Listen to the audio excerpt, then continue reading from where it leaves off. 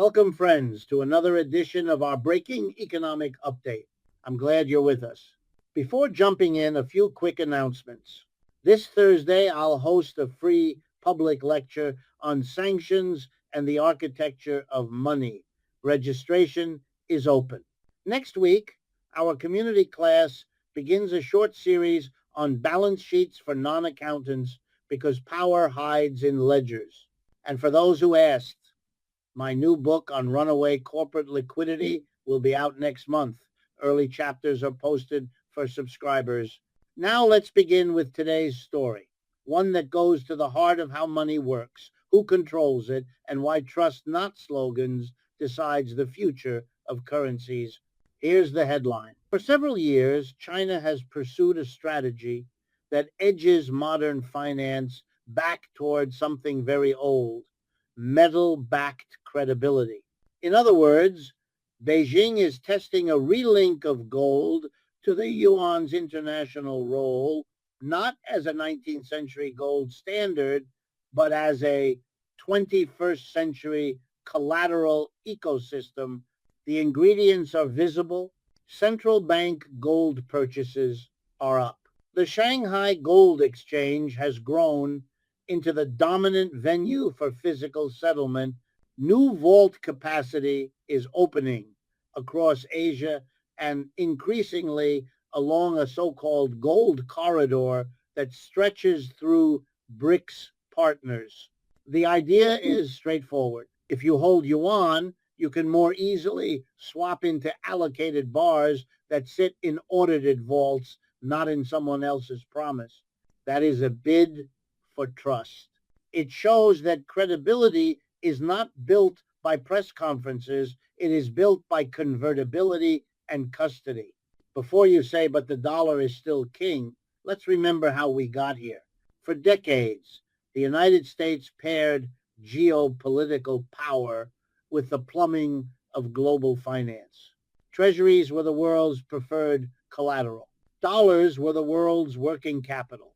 Then an inflection point, the weaponization of reserves through sanctions, asset freezes, and extraterritorial rules. Regardless of one's politics, this told other states a blunt truth.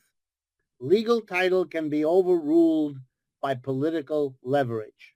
In other words, reserves were safe until they weren't. Don't be fooled by the official language of targeted measures. Markets heard a larger message about counterparty risk. That's the real issue. Now let's move to the technical hinge that's quietly changing incentives. Under updated Basel rules, properly allocated physical gold receives more favorable balance sheet treatment than it did for years. Banks can hold it with less punitive haircuts, and supervisors are debating its role in high-quality liquidity calculations. No, gold is not yet the seamless equivalent of treasuries in repo markets, but the direction of travel matters. If gold inches closer to HQLA status, or if parallel liquidity frameworks outside the West treat it as such, then a non-dollar collateral stack becomes plausible. This is not ideology, it is balance sheet mechanics. And balance sheets decide who can borrow, on what terms, and at what speed. By the way, China's move is not purely monetary, it is infrastructural. Vaults, bar serialization, assay standards, and real-time registry systems are the rails. Think less about romance bars in dimly lit rooms and more about settlement finality and auditability across borders. If a Brazilian exporter can pledge metal in Sao Paulo, see it mirrored on the Shanghai ledger, and draw yuan credit from a development bank to finance power lines in Bahia, you have built a financing loop that avoids New York altogether. It's slow to assemble, but once the pipes fit, cash flows through them. This is called efficiency in the make-believe world of Washington, D.C., where we pretend pipes don't matter until they burst.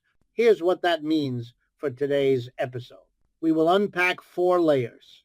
First, the economic contradiction.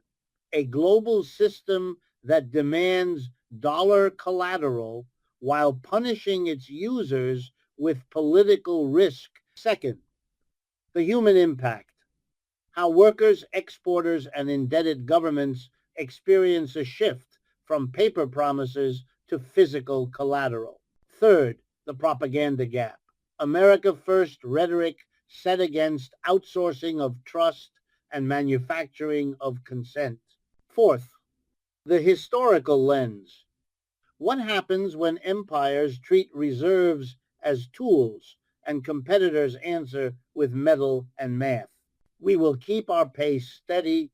We will separate what is confirmed from what is theorized, and we will ask the question that matters. If trust is the scarcest asset, who is investing in it and who is spending it down? Let's set our baseline. The dollar remains dominant by network effect, habit, and liquidity depth, but habits change when incentives change. Gold accumulation by central banks, especially in emerging markets, is one signal. The parallel build-out of physical markets and collateral frameworks is another. Together, they point to a world where the yuan can borrow credibility from gold while the dollar tries to reassert credibility through law, technology, and scale. We live in a system that creates inequality, then blames its victims for it.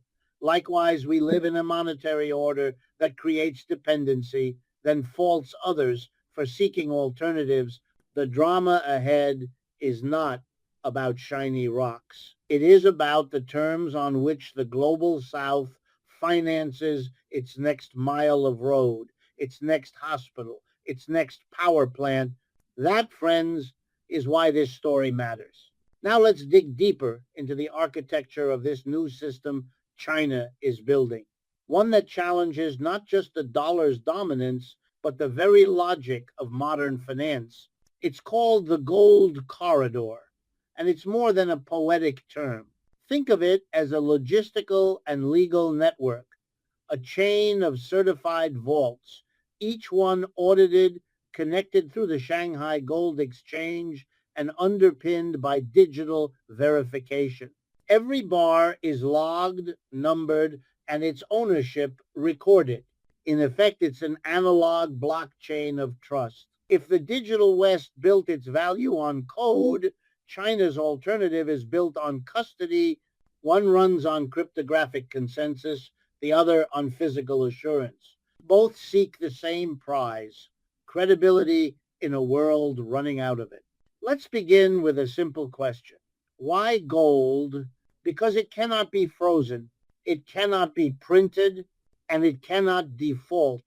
These three properties matter enormously to governments that have watched the dollar system turn from a neutral utility into a policy instrument.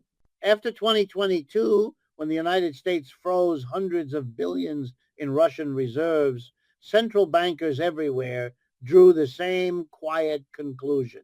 Money that can be switched off is not money, it's permission. And permissions can vanish. So one by one, those bankers began to rebalance. They reduced their holdings of U.S. treasuries, bought bullion, and diversified settlement systems. Slowly, then suddenly, the diversification became policy. It was not anti-Americanism, it was risk management. China saw the opportunity.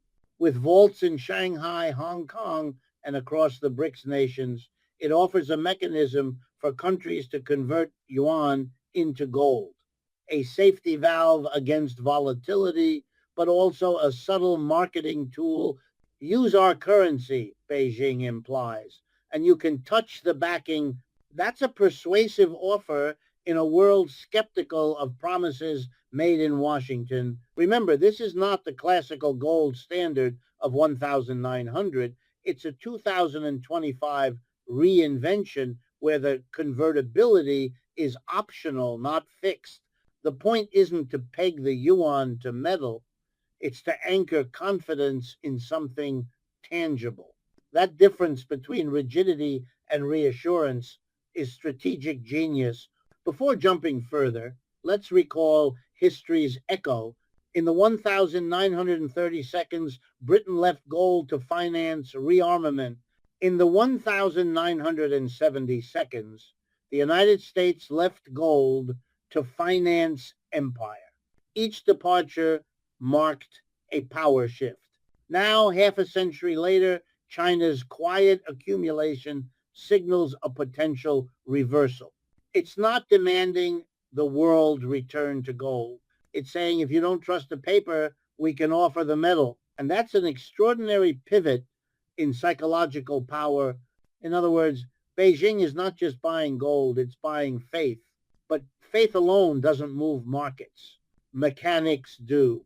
Under the Basel III framework, as of July 2025, physical gold has been reclassified as a tier 1 asset. Banks can count its full value on their books. That change sounds technical, but it alters incentives. Suddenly, holding bullion is no longer dead weight, it's balance sheet capital.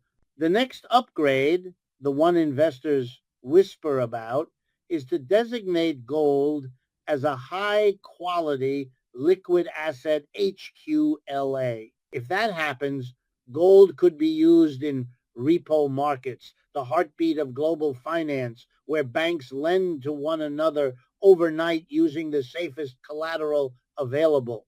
If gold joins that club, it becomes money again, not in the nostalgic sense, but in the operational sense. It would power credit, not just hedge against it. Let's not forget what that implies. For 80 years, U.S. Treasuries have been the foundation of global lending. Their safety was unquestioned, but that safety was built on two assumptions: that Washington would never default and that it would never politicize collateral. Both assumptions are now eroding. The debt ceiling brinkmanship, the freezing of reserves, and the explosion of fiscal deficits all chip away at the Treasury's aura. Gold, in contrast, carries no national debt, no partisan vote, and no signature at the bottom. That neutrality is precisely its attraction. What once seemed archaic now looks, in a volatile world, refreshingly simple. Now, how does China intend to operationalize this? Through the BRICS financial architecture. The Shanghai Gold Exchange links to vaults in member nations, creating redeemable trust among equals. The new development bank, the BRICS' own lender, can issue yuan loans against pledged gold. A country like South Africa or Brazil deposits bullion locally, the exchange verifies it, and credit flows from Shanghai. Projects, roads, energy grids, telecoms get financed without a single IMF approval or dollar-denominated bond. Development, in other words, without dependence. Don't be fooled. This is not charity. It's strategic lending wrapped in partnership language. But it's a new model, one that uses metal, not paperwork, as collateral for growth. Here's what's striking. Each vault built, each bar logged, each ton accumulated signals an intent to create parallel sovereignty, financial independence at scale. And as gold migrates from Western vaults to Eastern ones, the psychological geography of power shifts too. We've seen this movie before, first with oil, then with manufacturing, and now with money. The United States outsourced production and imported goods.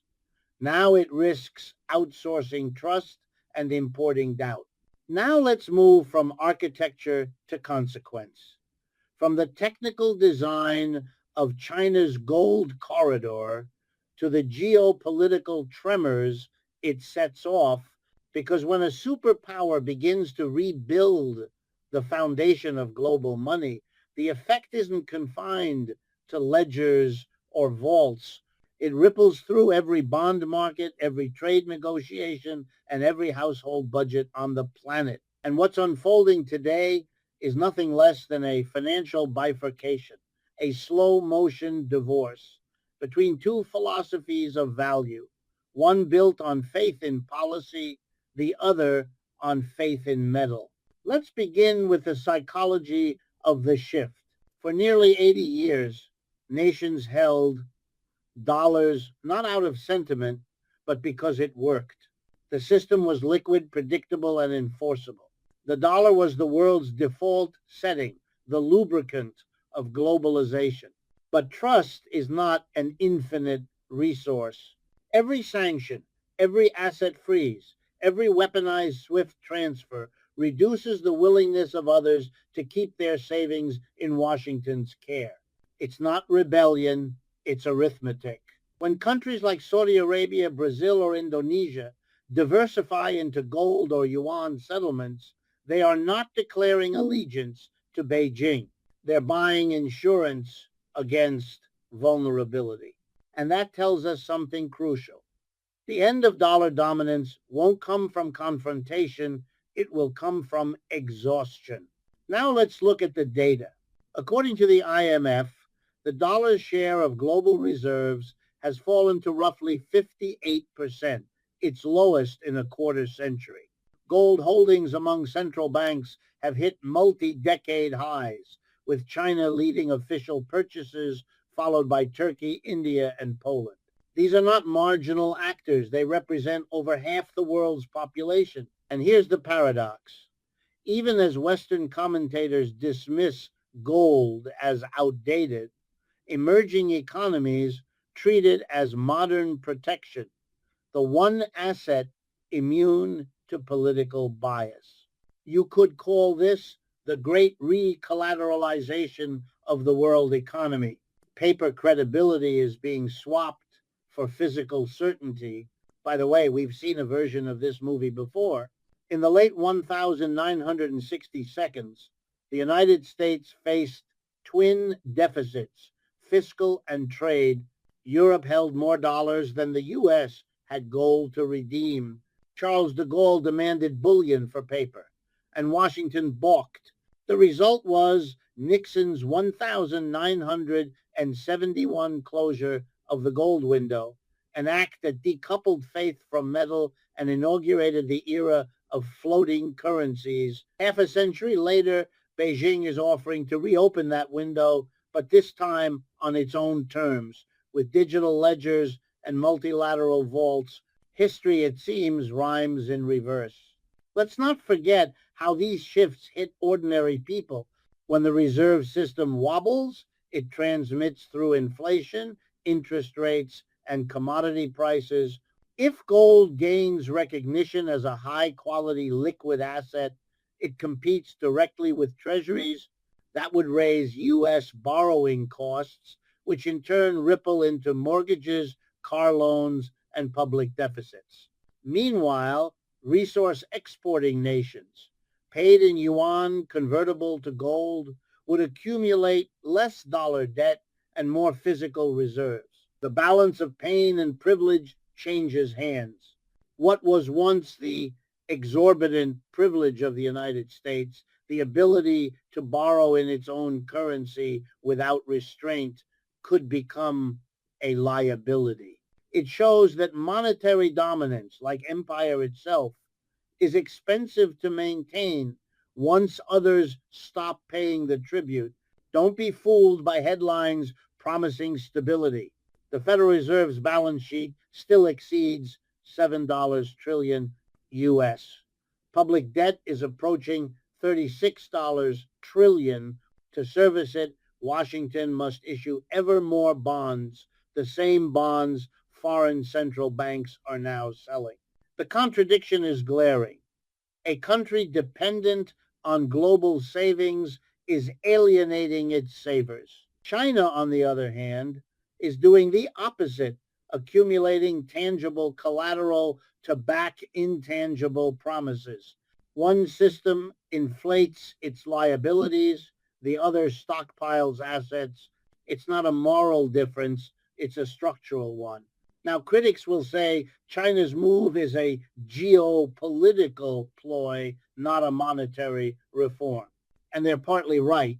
The gold corridor also serves Beijing's strategic agenda to fund infrastructure, to deepen influence, to lock trading partners into long-term credit ties denominated in yuan. But let's be honest, the IMF and the World Bank have been doing exactly that for decades, only in dollars. The names change, the logic remains, money follows allegiance, and allegiance follows collateral. What's new is the option. For the first time in modern history, developing nations can borrow outside the Western system without triggering a financial crisis. That's not a revolution, it's a rebalancing. Here's the irony. The United States still holds the world's largest gold reserve, roughly 8,100 tons. Yet it treats gold as an artifact. China, with roughly half that amount, treats it as a strategy. It's the difference between owning something and using it. When Washington repatriated gold from London earlier this year, officials called it a precautionary logistics measure. But insiders read it differently, a quiet recognition that custody is power. If collateral must one day move physically, not just on screens, whoever holds the bars holds the leverage. Gold, once dismissed as a barbarous relic, may become the new passport in the emerging monetary order. Before we wrap this segment, let's consider the human dimension once more. In a village in Ghana, miners dig for gold to sell through local cooperatives connected to the BRICS trade channels. In Shanghai, traders quote prices backed by actual bars, not synthetic futures. In Washington, policymakers debate debt ceilings and sanction lists. Three worlds, production, exchange, and politics, now orbit the same metal for different reasons. The first seeks livelihood, the second stability, the third control. The story of gold, then, is also the story of class, sovereignty, and survival. When faith in paper falters, societies rediscover the weight of reality. In our next part, we'll explore what this transformation means for investors, for digital assets like Bitcoin, and for the moral paradox at the heart of the global economy. A system that promises freedom while enforcing dependency. Stay with me. Now let's turn to the next frontier in this unfolding drama, the financial and technological implications of China's gold strategy and what it means for the dollar's future, for investors, and for the broader idea of what money itself is becoming. Because here's the truth. This isn't only a story about gold. It's a story about trust engineering, about how nations are rebuilding the mechanisms of belief after half a century of paper-based faith. Let's begin with the market mechanics. Since the 1,970 seconds, the world's financial plumbing has been lubricated by U.S. treasuries. They were the universal collateral liquid standardized and sanctioned by global confidence. But as those bonds multiplied, so did doubts. When a country borrows $36 trillion, yet insists its debt is risk-free, the phrase starts to lose meaning. And when that same country uses its debt as a political weapon, the notion of neutrality disappears altogether. In that vacuum of credibility, gold reappears not as nostalgia, but as necessity. Now enter the investor's dilemma. Global funds, sovereign wealth managers, and even pension systems allocate about 1/5 of their reserves to real assets, gold, real estate, or commodities. But with new Basel guidelines reclassifying gold as a Tier 1 asset, that calculus is shifting. Bank of America estimates that a 10% increase in gold allocation among global institutions translates into roughly $2 trillion in new demand. That's not speculation, it's accounting. And gold, unlike treasuries, cannot be issued at will. It must be mined, refined, and delivered. Scarcity is not an economic flaw, It's the feature the system lost. By the way, this surge in institutional interest is not limited to bullion. It spills into digital scarcity, Bitcoin, and tokenized assets that mimic gold's logic in code. The irony is rich.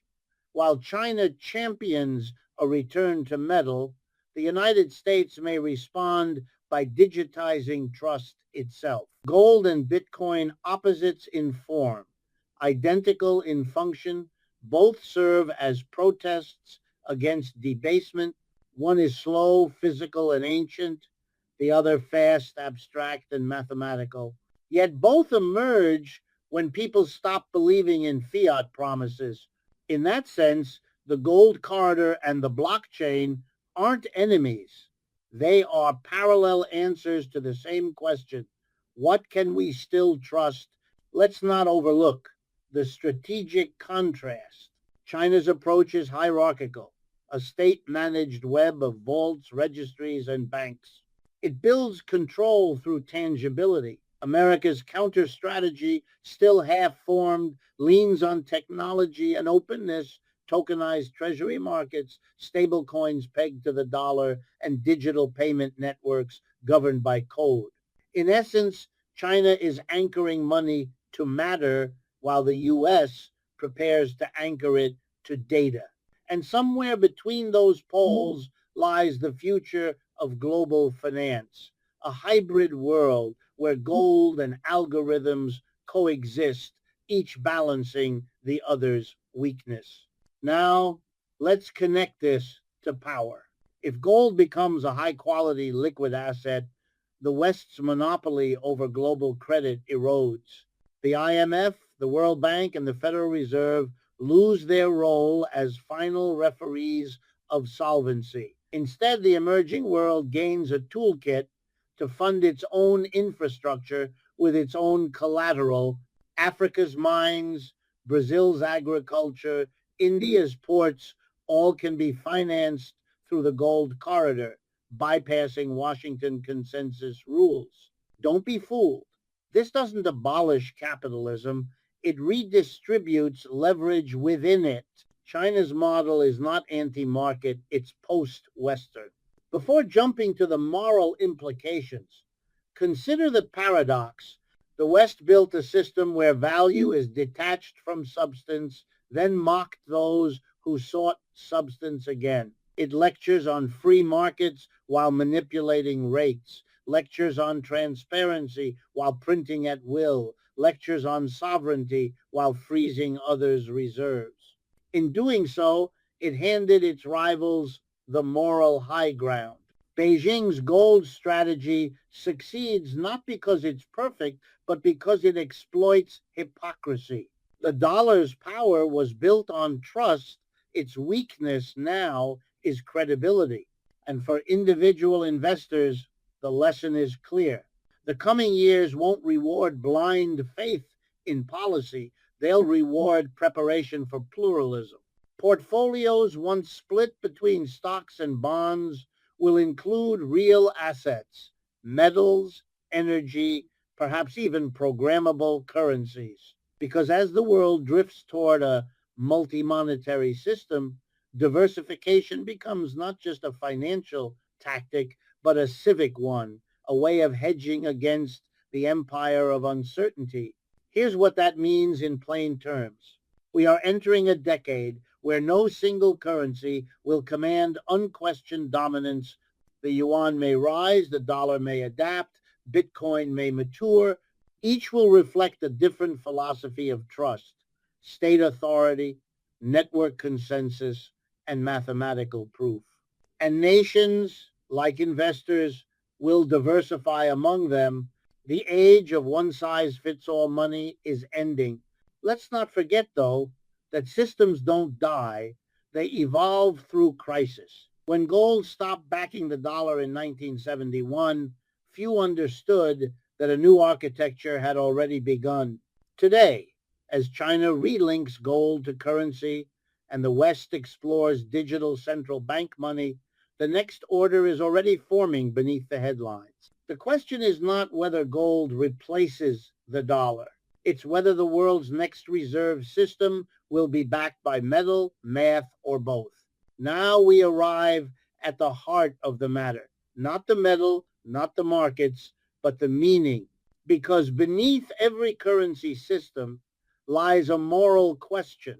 Who gets to decide what counts as value and who pays when that value collapses?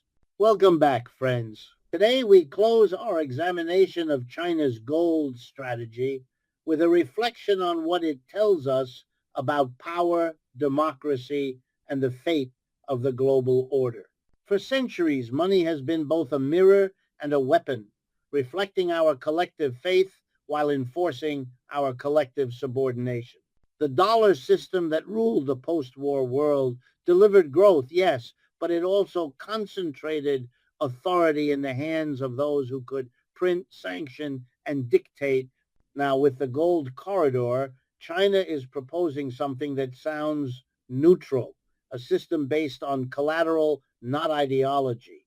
But make no mistake, neutrality is itself a form of power. Let's begin with the paradox of legitimacy. Washington's dominance rested on the claim that it served the global good, free trade, open markets, security, yet in practice, the dollar became the lever through which economic compliance was extracted.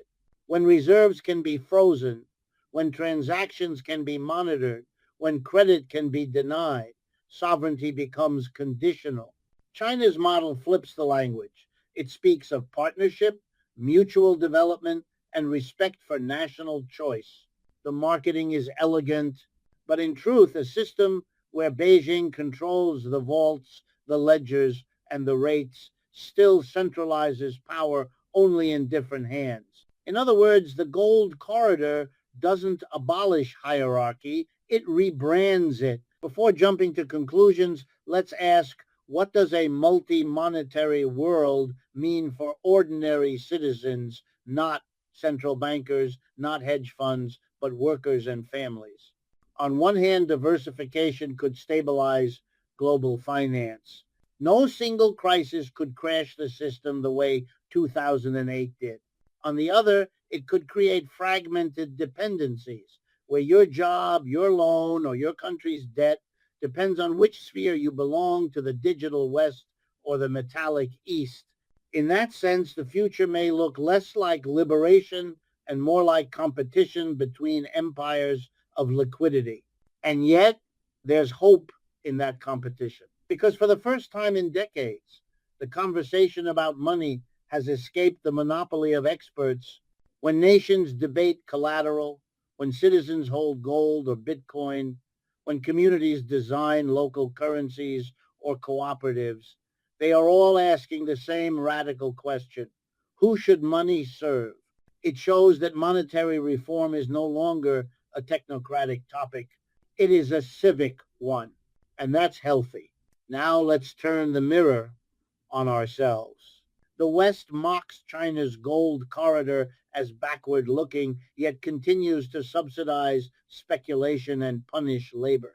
It preaches transparency while negotiating monetary rules behind closed doors. It tells citizens to trust the system, then bails out the system's architects. If China is building a new vault of gold, the West has built a vault of excuses.